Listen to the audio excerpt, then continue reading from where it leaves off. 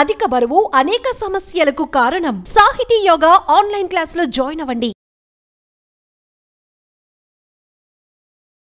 నమస్తే, welcome to Suman TV. సాధారణంగా వయసు పెరుగుతున్న కొద్దీ ఆస్టియో ఆర్థరైటిస్ సమస్యలు అనేది అంటే డీజనరేటివ్ అవ్వటం వల్ల ఆస్టియో ఆర్థరైటిస్ సమస్యలు అనేవి చూస్తూ ఉంటాం. ఈ ఆస్టియో ఆర్థరైటిస్తోనే మోకాలు నొప్పుల సమస్యలు కూడా పెద్దవాళ్ళు ఎదుర్కొంటూ ఉంటారు. ఆ వయసులో వాళ్ళు సర్జరీకి వెళ్ళలేరు, అలా అని ఆ పెయిన్ కూడా తట్టుకోలేరు. అయితే ఈ పెయిన్ని తగ్గించుకొని సర్జరీకి వెళ్ళాల్సిన అవసరం లేకుండా పెయిన్ కూడా తగ్గించుకునే మార్గం ఏదైనా ఉందంటే ఎస్, నిజంగా ఉంది. అది హోమియోపతిలో సాధ్యం అని అంటున్నారు డాక్టర్ చేతన్ రాజ్ గారు. దాంతోపాటుగా మనం ఇంట్లో ఎలాంటి టిప్స్తో కూడా ఆ పెయిన్ని తగ్గించుకోవచ్చు, ఈ విషయాలన్నీ కూడా సార్ని అడిగి తెలుసుకుందాం. Hello sir. Hello madam. Sir, మోకాలు నొప్పులు సర్వసాధారణం అయిపోయినటువంటి సమస్య ఈ రోజుల్లో.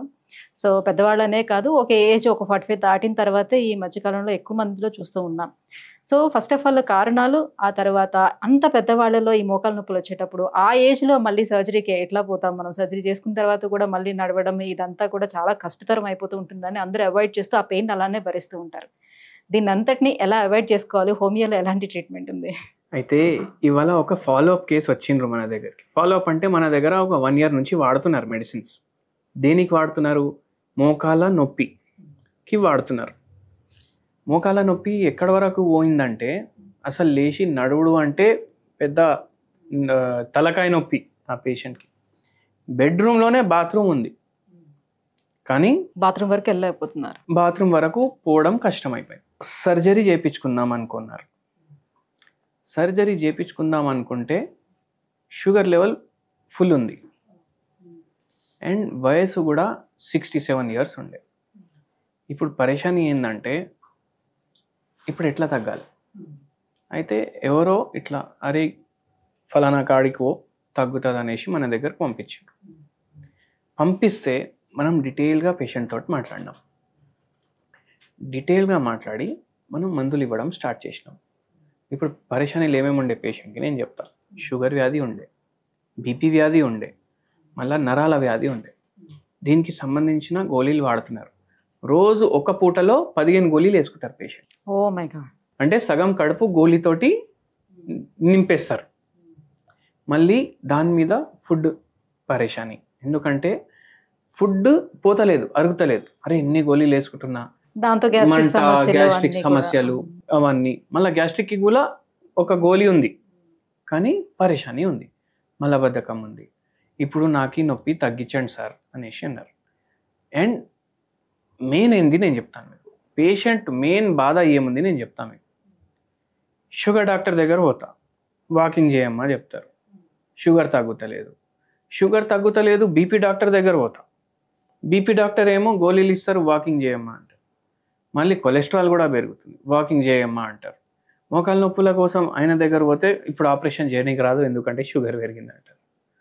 మళ్ళీ బీపీ పెరిగిందంటారు. మళ్ళీ బీపీ డాక్టర్ దగ్గర పోతే షుగర్ కూడా తగ్గించుకోమ్మా అంటారు. అంటే ఇట్లా చుట్టూ ఒక్క చైన్ లాగా తిరుగుతున్నా నేను. ఇంకా నాకు ఏంది పరిస్థితి? మళ్ళీ మోకాల నొప్పులు అసలు ఎన్ని గోళీలు వాడితే కూడా తగ్గట్లేదని మోకాల డాక్టర్ చెప్తే అమ్మ జర్ర అయితే వాకింగ్ చేయండి అమ్మా అనేసి అంటారు. అంటే తిరిగి ఇప్పుడు నేను వాకింగ్ చేయాలి కానీ నా పరిస్థితినే లేదు నేను వాకింగ్ చేయాలంటే. నడిచే పరిస్థితి ఉంటే డాక్టర్ దగ్గరికి ఎందుకు వెళ్తారు? నేను ఇప్పుడు ఏం చేయాలి నాకు అర్థమైతలేదు.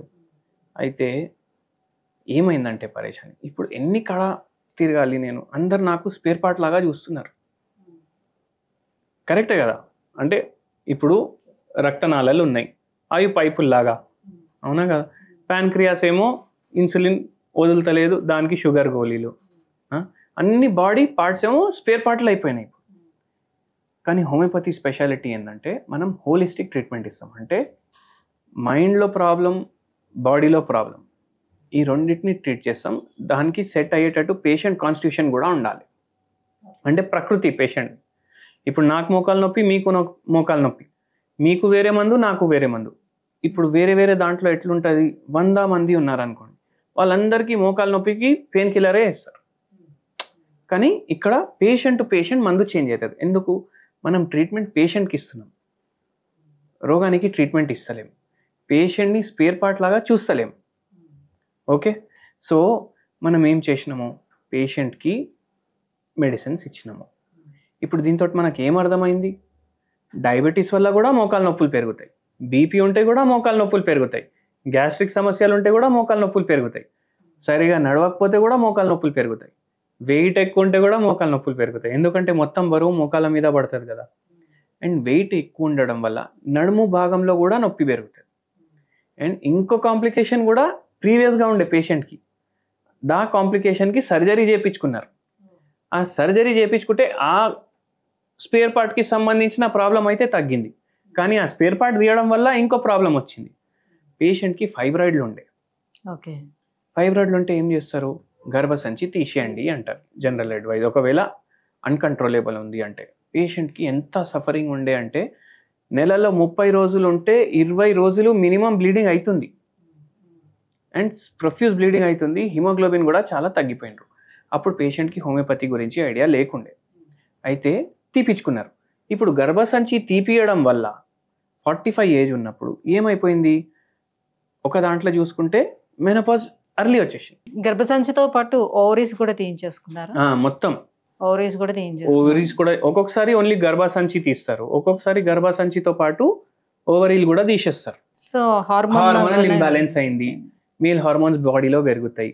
ఇప్పుడు చూడండి క్లైమాట్రిక్ ఏజ్ అంటారు, అంటే ఏ ఏజ్లో అయితే మనకు మెనోపాజ్ వస్తుంది కదా, ఆ ఏజ్లో పేషెంట్కి వేరే కాంప్లికేషన్లు అవుతాయి. నిద్ర రాదు, హెయిర్ ఫాల్ అవుతుంది, వెయిట్ పెరుగుతుంది, జాయింట్ నొప్పులు అవుతాయి, ఇవన్నీ అవుతాయి. ఈ పేషెంట్కి అట్లా ఎక్కువ అయిపోవడం స్టార్ట్ అయింది.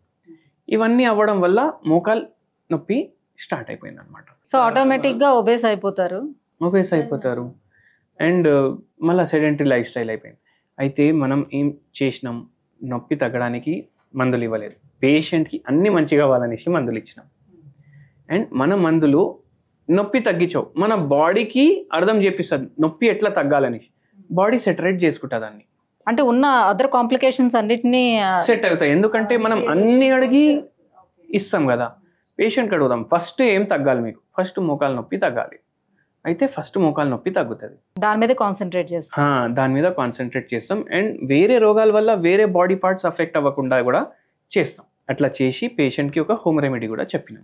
ఏముంటుంది సార్, అంటే ఇప్పుడు ఇమీడియట్గా పెయిన్ వస్తుంది, ఈ పెయిన్కి పెయిన్ కిల్లర్ వేయకుండా ఇంకా అదర్ హోమ్ రెమెడీ ఏదైతే యూస్ చేస్తామో దానివల్ల ఎంతవరకు మనకి పెయిన్ క్యూర్ అవుతుంది? ఇప్పుడు చూడండి, మనం హోమియోపతి మెడిసిన్స్ కూడా ఇస్తాం, పేషెంట్కి ఏమైనా హోమ్ రెమెడీ అవసరం ఉందా అంటే హోమ్ రెమెడీ కూడా ఇస్తాం. ఇప్పుడు ఈ పేషెంట్కి బాడీ ప్రకారం, పేషెంట్ మైండ్ ప్రకారం మెడిసిన్ ఇచ్చినాం. అట్లనే దాంతోపాటు ఒక హోమ్ రెమెడీ కూడా ఇచ్చినాము. డైలీ బ్లూ టీ తాగండి అనేసి చెప్పినాము. బ్లూ టీ మీరు గూగుల్ చేస్తే 10,000 రూపాయలు కిలో ఉంటుంది. అంటే ప్లీజ్ డోంట్ మైండ్, ఇప్పటి వరకు నేను గ్రీన్ టీ విన్నాను అనమాట, బ్లూ టీ గురించి వినలేదు. మీరు బ్లూ టీ గురించి వినలేదు కదా, 10,000 రూపాయలు కిలో బ్లూ టీ ఉంటుంది. అయితే అరే ఇంత పెట్టి మనం తెప్పించి మళ్ళీ మనకు తగ్గకపోతే ఏం చేయాలి అది పౌడర్ అనేసి అనుకుంటారు అందరు, అవునా కదా? అయితే దాని బదులు ఈ చెట్లు అమ్ముతారు కదా, నర్సరీస్ ఉంటాయి కదా రోడ్ల మీద, మనం పోయేటప్పుడు మీరు ఇంటికాడికి వెళ్ళి వస్తే ఒక 5-6 షాపులు కనిపిస్తాయి మీకు. ఆడికి పోయి మీరు ఒక చిన్న శంఖ పుష్పం కనుక్కోండి, చెట్టు, అది మీ ఇంట్లో పెట్టుకోండి. అవి పుష్పాలు ఇస్తాయి కదా, మీరు చాయ్ చేసుకునేటప్పుడు ఓన్లీ గ్రీన్ టీ ప్రిఫర్ చేయండి. మీరు 2 పుష్పాలు తీసుకోండి, ఆ గ్రీన్ టీ చేసేటప్పుడు దాంట్లో వేసేయండి. మీకు గ్రీన్ టీ ఇష్టం లేదు, 2 శంఖ పుష్పం తీసుకొని దాంట్లో వేసేయండి, అది బాయిల్ చేయండి. ఇప్పుడు దీంట్లో ఉన్న గుణాలు అన్నీ ఆ వాటర్లో వస్తాయా, దాన్నే బ్లూ టీ అంటారు.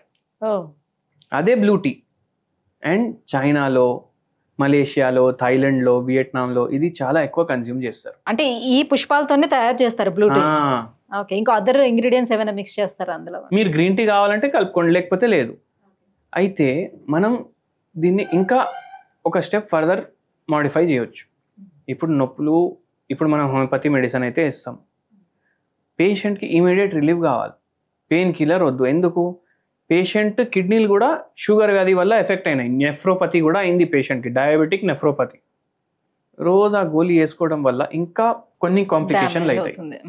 ఇప్పుడు ఇది ఉంది కదా, ఇప్పుడు మనకు ఒక పోయం ఉండే పద్యం, ఉప్పు కర్పూరంబు ఒక పోలిక నుండు అనేసి, ఇది అట్లనే. ఇది కర్పూరమా అనేసి మనం అనుకుంటాం కదా, ఇప్పుడు నేను చెప్తే అందరు అదే అనుకుంటారు కదా, ఇది కర్పూరమే వాస్తవానికి, కానీ కర్పూరం కూడా వేరే వేరే ఉంటాయి. ఇప్పుడు ఉప్పు కర్పూరం వేరే ఉంది కదా, కర్పూరం కూడా వేరే వేరే ఉంటాయి, డిఫరెన్సెస్ ఉంటాయి. సో మనం ఏ కర్పూరం తీసుకోవాలంటే, ఇప్పుడు ఈ బ్లూ టీ తయారు చేసుకున్నామా, దీంట్లో ఒక పించ్ వేసుకోవాలి.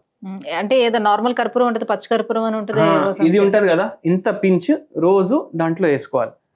అయితే ఇది భీమసేని కర్పూరం. భీమసేని కర్పూరం ఇదే కొనాలి మీరు. ఇదే కొనేసి జర దంచుకొని పెట్టుకొని బ్లూ టీ తయారు చేసుకుంటారు కదా, దాంట్లో ఒక పించ్ వేసేయాలి. అది కలుపుకొని డైలీ తీసుకోవాలి. బ్లూ టీలో యాంటీ ఆక్సిడెంట్స్ ఉంటాయి, బ్లూ టీలో యాంటీ పైరెటిక్ ప్రాపర్టీస్ ఉంటాయి. అంటే జ్వరం ఉంది అనుకోండి మైల్డ్గా, అది కూడా తగ్గించడానికి హెల్ప్ చేస్తుంది. మళ్ళీ ఎనాల్జెసిక్ ప్రాపర్టీస్ ఉంటాయి, న్యాచురల్. ఏం మన కిడ్నీలకి ప్రభావం కాదు, లివర్కి ప్రభావం కాదు, సైడ్ ఎఫెక్ట్ ఉండదు. అది ఎట్లా తీసుకుంటారా, హోమియోపతిలో మేము కర్పూరం తోటి కూడా మెడిసిన్ తయారు చేస్తాం. ఓకే, క్యాంఫోరా అనేసి మెడిసిన్ ఉంటుంది. ఇది 0/9 పొటెన్సీలో డైలీ 4 గోళీలు వేసుకోవాలి. అండ్ 1 పించ్ ఈ కర్పూరం ఆ బ్లూ టీలో కూడా వేసుకోవాలి రోజు. దీంతో మీకు ఇమీడియట్ కొద్దిగా రిలీఫ్ ఉంటుంది.